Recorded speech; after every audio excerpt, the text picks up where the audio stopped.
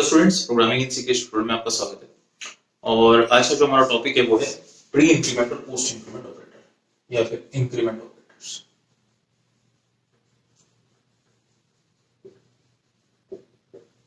सो दो ऑपरेटर्स हैं स्टूडेंट इसके अंदर, प्री इंक्रीमेंट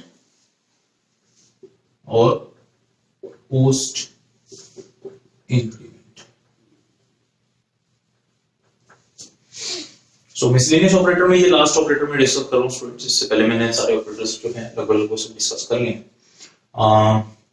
इंक्रीमेंट करने का मतलब इंक्रीज करना। So increase the value by 1।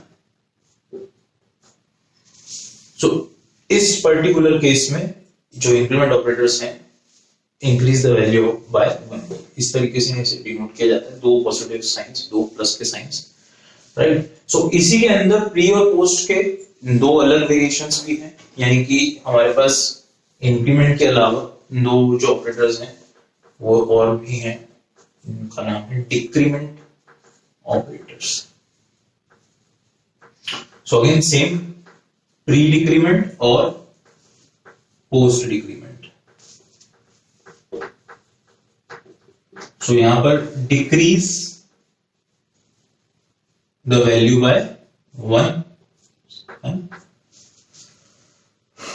और इसे दो माइनस साइन, ये पॉजिटिव साइन से यहां पर दो माइनस साइन से डिनोट किया जाता है, राइट। तो एग्जांपल लेते हैं तो समझ में आएगा। और इसमें एक कंडीशन स्टूडेंट ये कि आप एक सिर्फ वेरिएबल पे ही अप्लाई कर सकते हैं, इसे आप कांस्टेंट पे या किसी एक्सप्रेशन पे अप्लाई नहीं कर सकते। यानी कि फॉर एग्जांपल मेरा एक वेरिएबल है, इंटीजर, फ्लोट, कोई भी किसी भी टाइप का वेरिएबल, मान लीजिए इंटीजर c, इसकी मैंने कोई वैल्यू ली है 15 और मैंने एक एक्सप्रेशन लिखा है, मैंने लिखा इंटीजर कॉमा b और मैंने लिखा a is equals to plus plus c। तो ये मेरा वैलिड एक्सप्रेशन है, a is equals to c plus plus, ये मेरा वैलिड एक्सप्रेशन है, b is equals to minus minus c, ये मेरा वैलिड एक्सप्रेशन है, b is equals to c minus minus, ये मेरा वैलिड एक्सप्रेशन है। तो जो वैलिड एक्सप्रेशन नहीं है वो ये है, अगर मैंने लिखा प्लस प्लस 25 तो ये वैलिड नहीं है, 25 माइनस माइनस तो ये वैलिड नहीं है, ठीक है। तो आप इसे कांस्टेंट्स पर अप्लाई नहीं कर सकते, आप इसे वेरिएबल पर ही अप्लाई कर सकते हैं, राइट। तो पहले प्री इंक्रीमेंट का मतलब समझते हैं।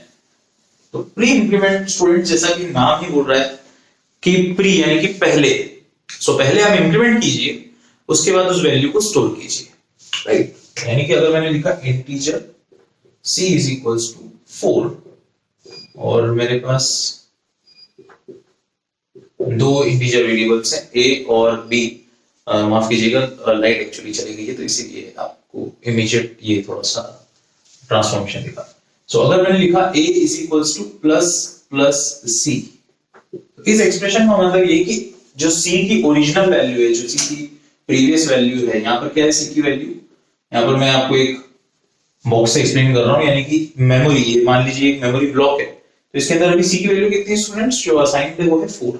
तो पहले इस वैल्यू को आप इंक्रीमेंट कीजिए, प्लस प्लस c यानी कि प्री इंक्रीमेंट, पहले वैल्यू कीजिए, इंक्रीमेंट कीजिए, तो ये वैल्यू कितनी होगी 5 और उसके बाद इसे a में स्टोर कीजिए। तो यहाँ पर जो आपका आंसर है a इज इक्वल्स टू 5। तो a का भी एक मेमोरी ब्लॉक यहाँ पर हमने बना दिया और a के अंदर भी क्या वैल्यू स्टोर होगी 5, राइट।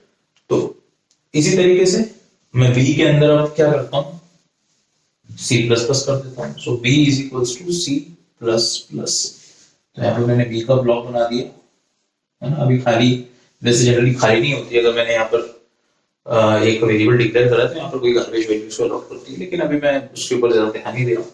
सो यहाँ पर स्टूडेंट्स उल्टा हो जाएगा, यहाँ पर आपके पास जो पहली वैल्यू है c की ऑलरेडी, उसे आप b में पहले ट्रांसफर कीजिए, उसके बाद c की वैल्यू को इंक्रीज कीजिए। तो अभी हमारे पास कौन सी वैल्यू स्टूडेंट c की 5, तो b के अंदर क्या ट्रांसफर होगी 5, तो यानी b की वैल्यू कितनी होगी 5। लेकिन ट्रांसफर करने के बाद, ये ट्रांसफर होने के बाद इस वैल्यू को इंक्रीज करना पड़ेगा, क्योंकि इंक्रीमेंट ऑपरेटर तो आपने लगाया है, तो c की वैल्यू कितनी हो जाएगी 6, राइट। तो अगर इसको इस तरीके से समझ में नहीं आया तो मैं एक एग्जांपल और लेता हूं। तो तो यहां पर मैंने लिया है integer c is equals to 19, integer b and b is equals to c plus plus. तो c का मेमोरी ब्लॉक है जिसमें वैल्यू क्या है 19, b का मेमोरी ब्लॉक है जिसमें भी कोई भी वैल्यू नहीं है, b is equals to c plus plus. तो पहले क्या है, पहले आपको वैल्यू जो है लेनी है। तो c की वैल्यू कितनी है स्टूडेंट्स अभी 19, तो b की वैल्यू कितनी हो जाएगी 19।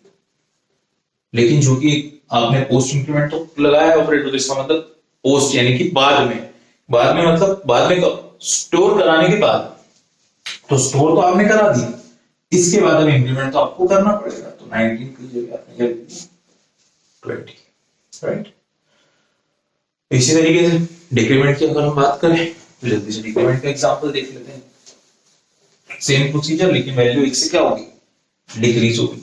सो integer a is equals to 25 ले लिया मैंने और इंटीजर c ले लिया। तो c is equals to minus minus a।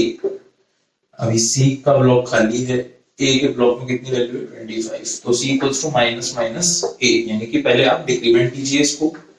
तो डिक्रीमेंट करने के बाद क्या होगा 24 और 24 को फिर असाइन कीजिए, तो c के अंदर कितनी वैल्यू होगी 24, ठीक है। तो इसी में मैं थोड़ा सा चेंज कर देता हूं। अगर मैंने लिखा होता a माइनस माइनस, तो c का ब्लॉक खाली है, a के ब्लॉक में भी क्या है 25।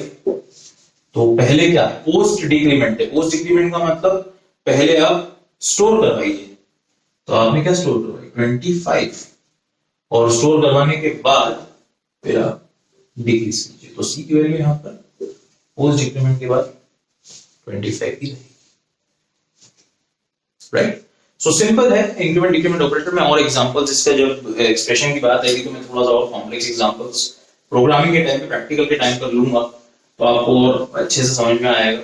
और मैं मतलब इससे ज्यादा डिटेल में हम नहीं लेके जाएंगे क्योंकि ये थोड़ा सा कॉम्प्लेक्स है और इंक्रीमेंट डिक्रीमेंट ऑपरेटर्स अलग अलग कंपाइलर पे अलग अलग बिहेव करते हैं।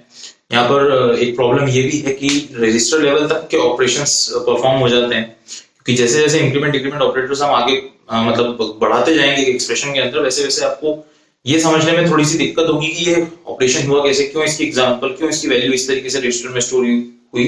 तो इसलिए कॉम्प्लेक्स बहुत ज्यादा है। तो ज्यादा डिटेल में नहीं, लेकिन हाँ 3-4 एक्सप्रेशंस लेके मैं आपको समझाऊंगा तो आपको समझ में आएगा। लेकिन वो सब प्रेसिडेंस एसोसिएटिविटी कॉन्सेप्ट के बाद। तो नेक्स्ट वीडियो में हम देखेंगे स्टूडेंट्स की प्रेसिडेंस क्या भला है, एसोसिएटिविटी क्या भला है, और ये क्यों इतनी इंपॉर्टेंट है और बार बार इसका जिक्र क्यों हो रहा है, और ये कंपाइलर को किस तरीके से हेल्प कर रही है अपना गोल अचीव करने में। तो सिमरजी ट्यूटोरियल्स मेरा इंस्टाग्राम पे अकाउंट स्टूडेंट्स वहां फॉलो कर सकते हैं। सिमरजी मेरी वेबसाइट है, वहां पर चेकआउट कर सकते हैं। So thank you students, thank you very much.